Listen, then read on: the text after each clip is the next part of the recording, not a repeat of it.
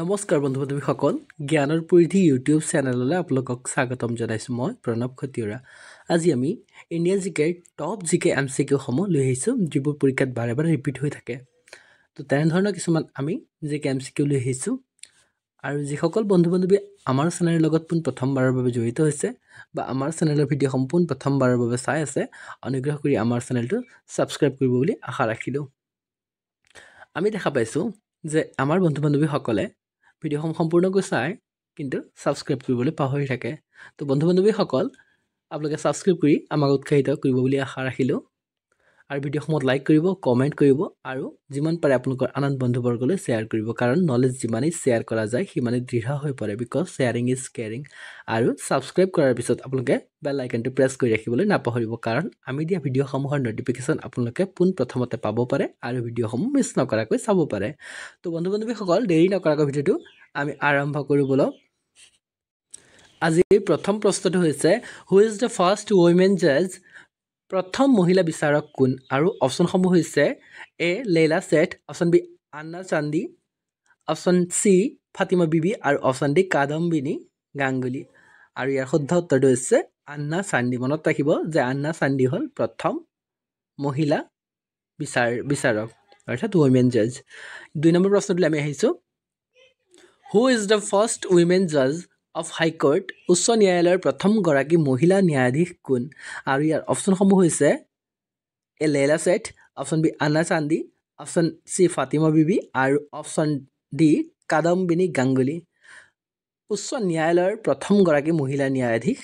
আৰু তেওঁ হৈছে আন্না চান্দি মনত ৰাখিব উচ্চ ন্যায়ালয়ৰ প্ৰথমগৰাকী মহিলা ন্যায়াধীশ হ'ল আন্না চান্দি আৰু প্ৰথম উইমেন জাজ অৰ্থাৎ প্ৰথম মহিলা বিচাৰক হ'ল আন্না চান্দি খুবেই গুৰুত্বপূৰ্ণ এইটো 3 নম্বৰ প্ৰশ্নটোলৈ আহিছোঁ আমি 3 নম্বৰ প্ৰশ্নটো হৈছে who is the first women জাজ অফ সুপ্ৰিম কোৰ্ট উচ্চতম ন্যায়ালয়ৰ প্ৰথম মহিলা ন্যায়াধীশ কোন আৰু অপশ্যনসমূহ হৈছে এম ফাতিমা বিবি অপশ্যন বি লীলা ছেঠ অপশ্যন চি দীনা বাকিল আৰু অপশ্যন ডি কিৰণ বেদী আৰু ইয়াৰ শুদ্ধ উত্তৰটো হৈছে এম ফাতিমা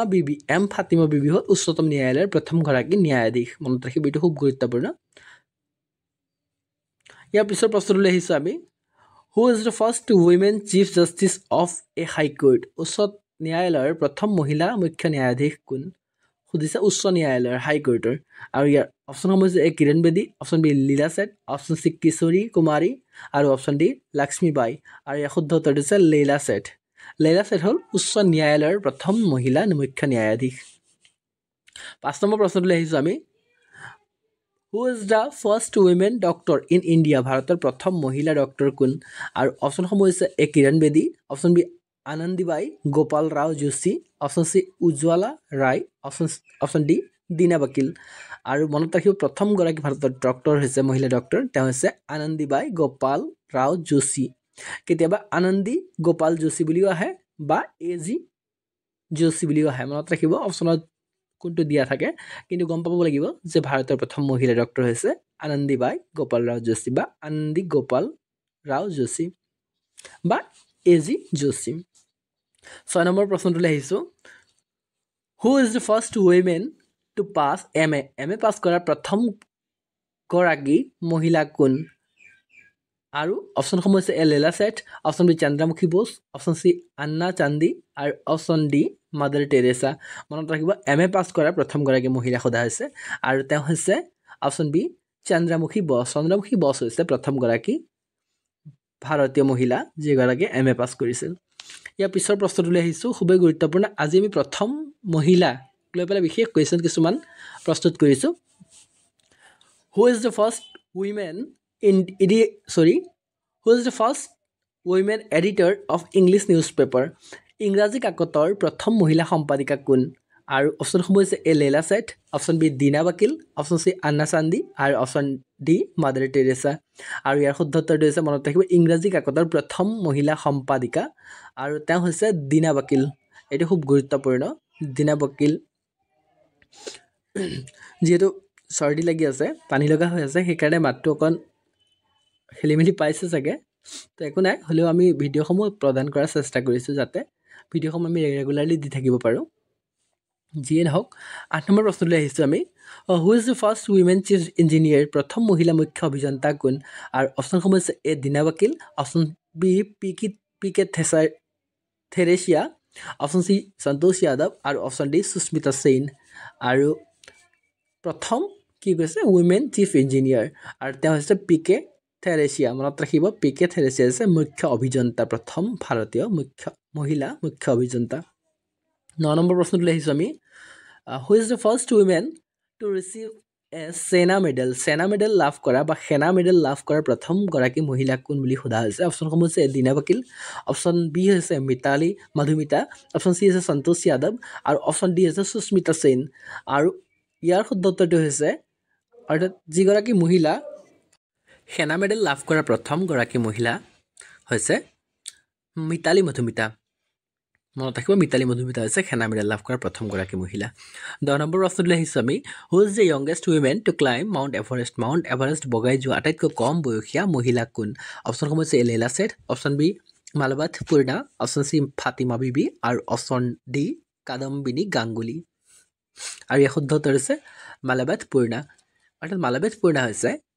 আটাইতকৈ কম বয়সীয়া মহিলা যিগৰাকীয়ে মাউণ্ট এভাৰেষ্ট বগাইছিল বা বগাবলৈ সক্ষম হৈ পৰিছিল 11 নম্বৰ প্ৰশ্নটোলৈ আহিছোঁ আমি এতিয়া হু is the first women to climb Mount Everest 2 times অৰ্থাৎ দুবাৰকৈ মাউণ্ট এভাৰেষ্ট বগাই যোৱা প্ৰথমগৰাকী মহিলা কোন বুলি সোধা হৈছে অপশ্যনসমূহ হৈছে ডিকি ডলমা সন্তোষ যাদৱ ফাতিমা বিবি কাদম্বিনী গাংগুলী ইয়াৰ শুদ্ধ উত্তৰটো হৈছে মনত ৰাখিব সন্তোষ যাদৱে কি কৰিছিল যে দুবাৰকৈ মাউণ্ট এভাৰেষ্ট বগাই যোৱা তেওঁ প্ৰথমগৰাকী মহিলা 12 নম্বৰ প্ৰশ্নটোলৈ আহিছোঁ who is the first lady magistrate প্ৰথম লেডি মেজিষ্ট্ৰেট কোন অপশ্যনসমূহ হৈছে কিৰণ বেদী উমানা কুঞ্জামা উজ্জ্বলা ৰায় আৰু দীনা বাকিল ইয়াৰ শুদ্ধ উত্তৰটো হৈছে উমানা কুঞ্জামা তেওঁ হৈছে প্ৰথম লেডি মেজিষ্ট্ৰেট 13 নম্বৰ প্ৰশ্নটোলৈ আহিছোঁ who is the first women from India to win Nobel prize ভাৰতৰ পৰা নোবেল বঁটা লাভ কৰিবলৈ সক্ষম হোৱা প্ৰথমগৰাকী মহিলা কোন অপশ্যনসমূহ হৈছে দীনা বাকিল মাদাৰ টেৰেছা সন্তোষ যাদৱ সুস্মিতা সেন ইয়াৰ শুদ্ধ উত্তৰটো হৈছে মাদাৰ টেৰেছা হৈছে প্ৰথমগৰাকী মহিলা ভাৰতৰ পৰা নোবেল বঁটা লাভ কৰিবলৈ সক্ষম হৈ পৰিছিল 14 নম্বৰ প্ৰশ্নটোলৈ আহিছোঁ who is the first crowned Miss India প্ৰথম মিছ ইণ্ডিয়াৰ মুকুট পিন্ধা কোনে মিছ ইণ্ডিয়াৰ মুকুট পিন্ধিবলৈ সক্ষম হৈ পৰিছিল আৰু অপশ্যনসমূহ হৈছে দীনা বাকিল প্ৰমীলা পি পটেল আৰু সুস্মিতা সেন মনত ৰাখিব প্ৰমীলা হৈছে প্ৰথমগৰাকী ক্ৰাউণ্ড মিছ ইণ্ডিয়া বা মিছ ইণ্ডিয়াৰ মুকুট পিন্ধা প্ৰথমগৰাকী মহিলা প্ৰমীলা কেতিয়াবা আমি সুস্মিতা সেন বুলিয়েই দি দিওঁ মানে কনফিউজ এটা আহি পৰে ন সেইকাৰণে মনত ৰাখিব যে প্ৰমীলা হৈছে মিছ ইণ্ডিয়া মানে ক্ৰাউণ্ড মিছ ইণ্ডিয়া 15 নম্বৰ প্ৰশ্নটোলৈ আহিছোঁ আমি who is the first crowned Miss Universe from India এতিয়া সোধা হৈছে যে ইউনিভাৰ্ছ অৰ্থাৎ মিছ ইণ্ডিয়া এতিয়া ক্ৰাউণ্ড মিছ ইউনিভাৰ্ছ ভাৰতৰ পৰা প্ৰথম মুকুট পিন্ধা মিছ ইউনিভাৰ্ছ কোন অপশ্যনসমূহ হৈছে দীনা বাকিল সুস্মিতা সেন প্ৰমীলা সুস্মিতা সেন আৰু এইটো কিন্তু মনত ৰাখিব এইটো হৈছে সুস্মিতা সেন মিছ ইণ্ডিয়া ক্ৰাউণ্ড মিছ ইণ্ডিয়া কোন আছিল প্ৰমীলা আৰু মিছ ইউনিভাৰ্ছ হ'ল সুস্মিতা সেন এই দুটা তাৰমানে কনফিউজ লাগি থাকে আৰু সেই কনফিউজনটো আমি আঁতৰ কৰিব লাগিব মিছ ইউনিভাৰ্ছ বুলি ক'লে আমি উত্তৰটো দিম সুস্মিতা সেন আৰু মিছ ইণ্ডিয়া বুলি ক'লে প্ৰমীলা ঠিক আছে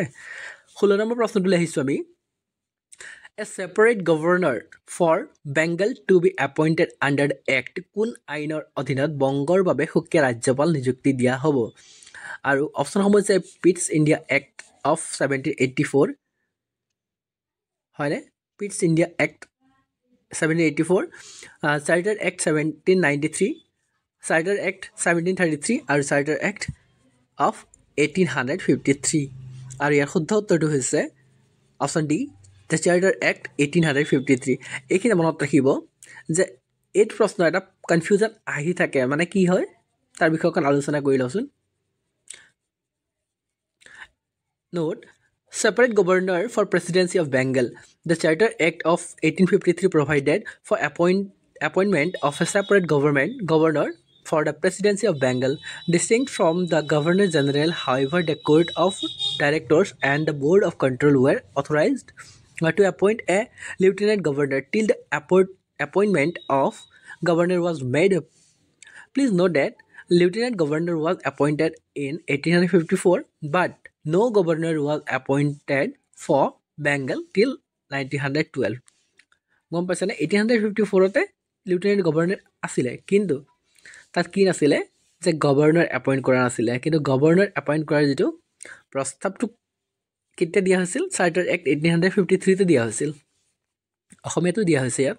বংগৰ প্ৰদেশৰ বাবে পৃথক ৰাজ্যপাল 1853 চনৰ চনদ আইনত বংগ প্ৰদেশৰ বাবে গভৰ্ণৰ জেনেৰেলৰ পৰা পৃথক পৃথক গভৰ্ণৰ নিযুক্তিৰ ব্যৱস্থা কৰা হৈছিল কিন্তু ৰাজ্যপাল নিযুক্তি নোহোৱালৈকে সঞ্চালক আদালত আৰু নিয়ন্ত্ৰণ বৰ্ডক লেফটেনেণ্ট গভৰ্ণৰ নিযুক্তি দিবলৈ কৰ্তৃত্ব দিয়া হৈছিল